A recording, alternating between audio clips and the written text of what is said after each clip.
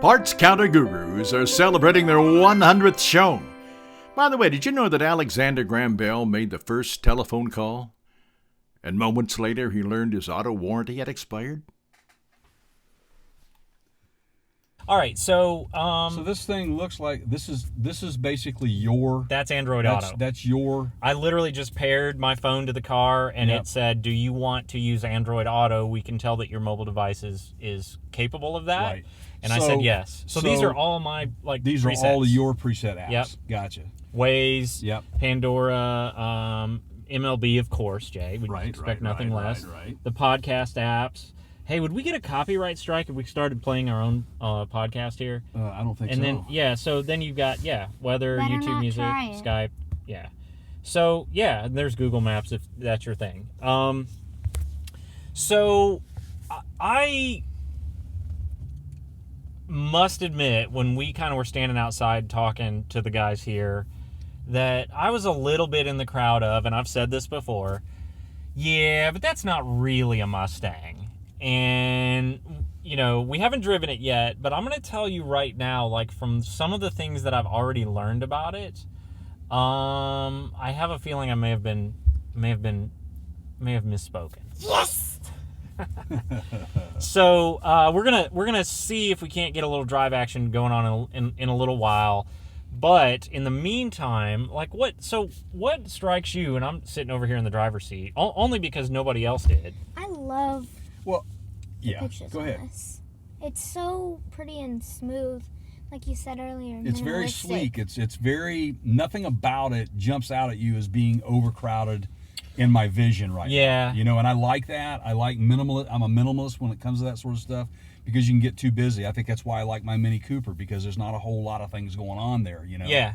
Well, and look, man, I mean, you've literally got, I don't know if you're getting this on, we are powering everything we are doing right now on, Once again. from this Mach E. Yep. We've got the air conditioning running. It's set to 70 degrees. Are you cool? Oh, you've got your own controls over there. Yeah, I'm fine. I'm good. It's amazing. I intentionally put this back on just to see how I would feel. It's not plugged in. So the cool things, some of the things that I thought was really cool what he explained is, first of all, we talked about the charging port, where the charging port is. It's on the front driver's side, which gives you easy access to any charging station that you might like. Say, for example, I told Keith this the other day, before he came, the local shopping center, the local grocery store that we shop at, they installed charging stations all over the parking lot. So that's something new. It's happening. The movement is on. But the thing we talked about in that one podcast was where Tesla's charging port is at, which is on the back end of the vehicle. And in some locations, you have restrictions to where you have to pull in forward. You can't back in. So Ford has gone ahead and thought about that and said, okay, we're just going to put ours in the front, and that's what they did. That and the fact that it is geared towards keeping the vehicle at a temperature for survival of the battery. Hey, by the way, there's a charging station at Frontier Ford 100 feet away. I just looked it up on the car. Yeah, it's right there. Then there's one at Island Hospital. There's one at Walgreens. They don't have the new one that you just mentioned there at Safeway yet. Right, but look at the they're public parking, Ship Harbor Inn, and there's all these are look at within. This is I mean, look how many. Let's Look. take it over to That's Nissan a- and charge it up. That'd be hilarious. wouldn't it? Isn't that funny? Walmart. Carmart, yeah. Yeah. But the Walmart, that's a huge Walmart. It has a bunch of them over there. But look, I mean, just in an area that's, within 25 miles, you're looking at probably, 25, maybe 25 charging let's stations? see here quickly. I mean, it keeps, there's 19, Just keep going, 26. keep going. I mean, this is all within 36 within 20 miles. Yeah. Of course, some of those are you have to take a ferry over to the island, but outside of that. So the argument of, we don't have the infrastructure, you can go blow that right out your own horn, because that's just not the case, people. You need to educate yourself and understand that charging stations are everywhere. Do not be afraid to buy an EV. Now, Keith and I have said this. We're not anti-EV. We're not pro-EV. We are pro-automotive industry. And right now, if you are not understanding that the move towards EVs is happening and it's coming and it's going to get bigger and bigger, then your head is in the sand. That's all I have to say, because they are here and they're here to stay, I do believe. Now the technology will probably change, and that's a good thing. But this is the first step in a direction that our future vehicles are going to be. For example, Sideshot, for example, he's not old enough to drive yet, but he will be in, what, say 7-8 years, something like that? Sooner than you Sooner think, than that. Jay. So yeah. here's a kid already doing his research now by being a guru with us. He's doing his research now. He's going to be very well prepared on what he knows he wants to buy when he gets old enough to get that car. And he's already said the Mustang Mach E is really on his list. So, and this is first generation, people, first generation. So Yep. keep that in mind. These are technologies that have been worked on for the last 30 years or more. And the one thing that seems to get better and better is the battery technology, and or how we power these things and how we can recharge these things, and it's getting better. Spoke with a gentleman that was here earlier, asked him what he thought about electric vehicles. He says, oh, I own an Audi e-tron. Told me the story where he went and bought it, drove it across country from Texas to Washington State. Never had a problem. Was able to charge that vehicle at will whenever he needed to. So that is an argument that I'm afraid some of you may not win, right? So, I mean, we've seen them everywhere, in some places that we just didn't expect to see. I mean, they're and the built-in features to find these things. It's just because some of them are not regular behind buildings and stuff. It's so easy to find them on here. Hey, can you get the camera rolling and get a shot of this vehicle's cameras? This is pretty amazing, man. Yeah. So point this out, yeah. So this is just their infotainment screen or whatever they're calling it, right? It's massive. But I just brought up the camera menu. These are cameras in the vehicle. So that's the front-facing camera. That's top down, which you can, pan and zoom here. Right, so the cameras here are under the mirror, on the mirrors. So you never really get obstructed. They're always in view. There's your radar. Yeah. Right? There's your look at that. That's a panoramic shot. You have been pulling this up. If I go stand in front of the car and move around the car, can you see on this screen, not the 360? Will it tell you if I get close to the car? Well, let's see. Go do it. Go do it. Check it out.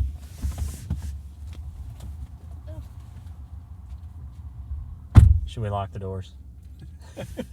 Folks, this is a live test. There he is. Look at that. Yeah. It works. Yeah. There he is. That's pretty amazing. So. Oh, now he's going to the back. Hang on. Let's do the. All right. So yeah. Oh, look at it. Look at him over the top. Glitching. Yeah. Yeah, but it's still.